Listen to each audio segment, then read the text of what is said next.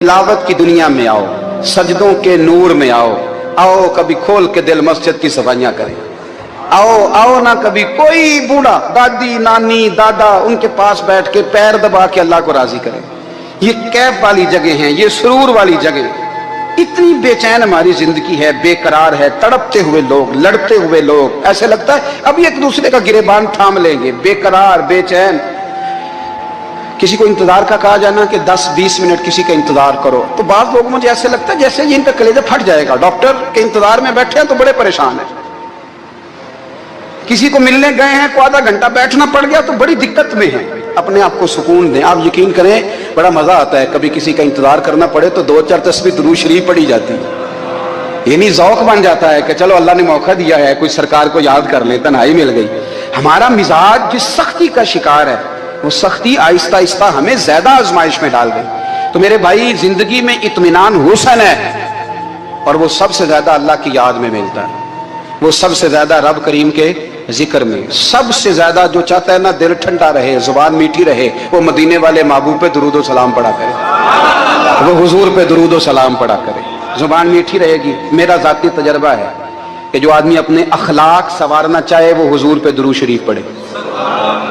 जो अपने अखलाक संवारना चाहे, तबीयत को ठंडा रखना चाहे, वो दुरूद शरीफ पढ़े, उसका दिल सुकून में आएगा।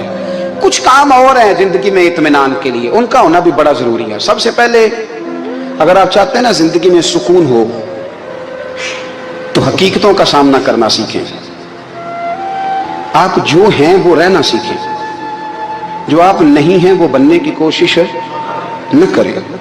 हकीकत का सामना करोगे तो जिंदगी इत्मीनान में आ जाएगी। हमने ना बहाने बना लिए हैं, हीले बना लिए, झूठ के सहारे अपने आप को ऊंचा कर लिया। एक आदमी से कहा जाता है तो रिश्वत ना ले, तो कहता है मैं गरीबों से नहीं लेता। तो मेरा सवाल यह है कि अमीरों का हिसाब लेने की अल्लाह ने तेरी ड्यूटी लगाई है, तेरे जिम्मे लगाया है कि तू अमीरों का हिसाब कर। तुम्हें क्या जरूरत पड़ी है? हम ना बहाना करते हैं, रिश्वत लेने वाले का अलग बहाना है और सिफारिश वाले का अलग बहाना है। हकीकत का सामना करें। हकीकत का, जो मेरी जिम्मेदारियां हैं वो मैंने पूरी करनी, जो आपकी जिम्मेदारियां हैं वो आप जान ना छुड़ाएं, हकीकत पसंद बने। मेरे रसूल करीम, फिर पढ़िए दुरूद शरीफ सल्लल्लाहु ताला अलैहि वसल्लम। हुजूर सल्लल्लाहु अलैहि वसल्लम ने फरमाया कि मेरी बेटी सैयदा फातिमा ज़हरा रज़ियल्लाहु ताला अन्हा सिर्फ जन्नती नहीं, जन्नती औरतों की सरदार है। लेकिन हुजूर ने यह भी फरमाया कि फातिमा ये ख्याल रखना, अगर अल्लाह ने हिसाब पूछा तो हिसाब तुमने खुद देना है। हकीकत की तरफ तवज्जो कराई हुजूर ने। वो सिर्फ जन्नती नहीं, जन्नती औरतों की सरदार है, पर हकीकत की जानिब तवज्जो। मैं हकीकत यह है कि अगर मालिक ने हिसाब पूछा तो उसकी तैयारी भी करनी है। देखे ना, हमें कुछ यकीन नहीं, अल्लाह माफ करे कि हमारा हिसाब कैसा होगा, लेकिन कितने आजाद हैं।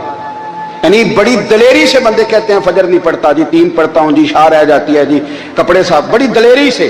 और सैयदा फातिमा ज़हरा ने सारी रात मुसल्ला बांध रखा है, हालांकि उन्हें यकीन था कि रब मुझे बगैर हिसाब किताब जन्नत देगा।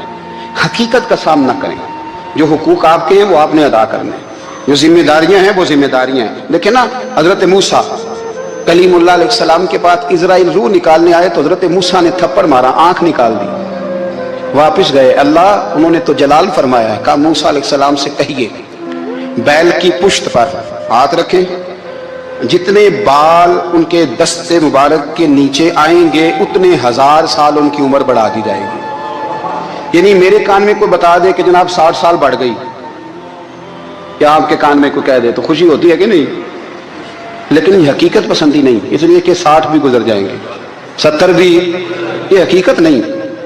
हजरत मूसा कलीम, चले मैं मिसाल देता हूं, समझ ले 10 बाल, हालांकि बहुत ज्यादा आते होंगे, 10 बाल अगर हजरत मूसा के हाथ के नीचे आए तो 10,000 साल तो उम्र बढ़ गई ना।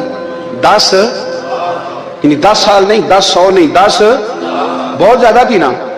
हजरत मूसा कलीमुल्लाह अलैहिस्सलाम से आके अर्ज किया गया, हुजूर बैल की पुश्त पर हाथ रखें, जितने आपके हाथ के नीचे बाल आएंगे उतने 1000 साल उम्र बढ़ जाएगी। तो हजरत मूसा ने हकीकत पसंदी वाली बात की। फरमाया फिर क्या होगा? 10,000 साल के बाद फिर क्या होगा? कहा हुजूर जाना तो फिर भी है। फरमाया फिर अभी चलते हैं। अगर जाना है ना, जाना है तो फिर, अगर जाना है तो फिर अभी। और सजनों, अगर नमाज पढ़नी है तो अभी क्यों नहीं? अगर दाढ़ी रखनी है तो फिर रमजान का इंतजार क्यों करें, अभी क्यों नहीं? اگر سچ بولنا ہے تو پھر اگر رزق حلال کھانا ہے تو پھر انتظار کا ہے گا. حقیقت ہوتی ہے بہانہ ہوتا ہے. حقیقت چھپ نہیں سکتی بناوٹ کے اصولوں سے, کیونکہ خوشبو آ نہیں سکتی کبھی کاغذ کے پھولوں سے. یہ بات یاد رکھیں. اگر جانا ہے تو حضرت کلیم فرمانے لگے پھر 10,000 سال کے بعد بھی جانا ہے تو آج بھی. ہمیں بے قراری زندگی میں اس لیے کہ ہم حقیقت پسند نہیں, ہم بہانوں میں, ہم ہواؤں میں جیتے ہیں, ہواؤں میں خیالات میں زندگی گزارتے ہیں. بڑا ٹائم پڑا ہے. مثلاً کتنا میرے رسول کریم صلی اللہ تعالی علیہ وآلہ وسلم نے ایک دن صحابہ سے فرمایا تمہیں حیا نہیں آتی؟ حضور کیا ہوا؟ فرمایا وہ والے مکان بناتے ہو جن میں تم رہ نہیں سکتے,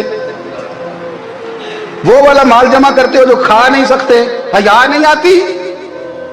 عرض کی حضور حکم کریں. تو محبوب فرمانے لگے جوتے کا ایک تسمہ بند کرتا ہوں تو سوچتا ہوں دوسرا بند کرنے سے پہلے موت آ جائے گی.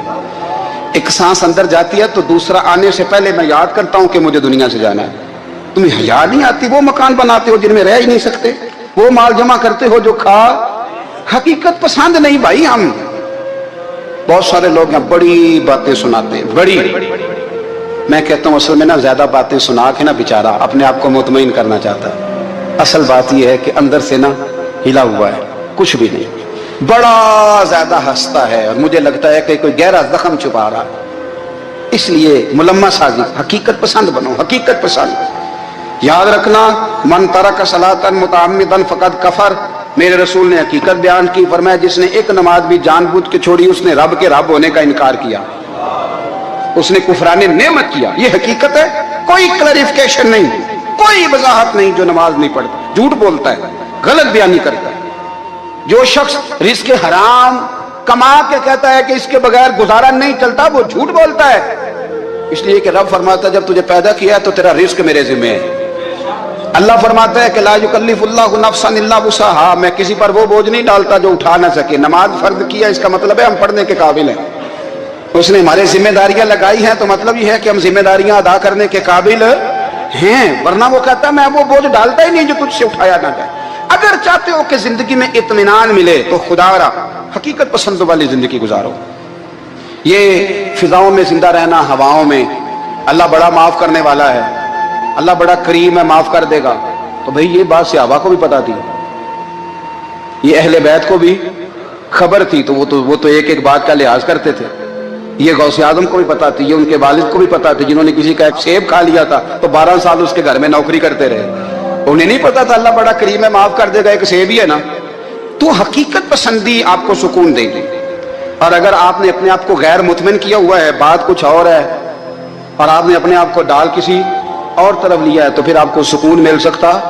سکون حقیقت پسندی میں اصل میں سکون ہوتا ہے, اداکاری میں سکون نہیں ہوتا. تیسری بات سنیں, اگر آپ چاہتے ہیں زندگی میں مطمئن رہیں تو دنیا داروں سے امیدیں توڑ دیں, اللہ اور اس کے رسول سے امید وابستہ کریں, اولیاء اللہ سے امیدیں وابستہ کریں, صحابہ اور اہل بیت سے امیدیں, اللہ اور اللہ والوں سے امیدیں, دنیا داروں سے امیدیں.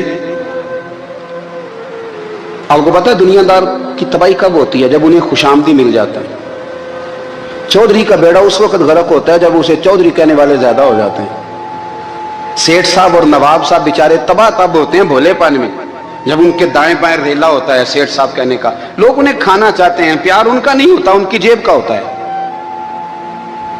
محبت ان سے نہیں ہوتی, ان کی کرسی سے ہوتی ہے. ضروریات کا پیار ہوتا ہے, تباہ کر دیا جاتا ہے.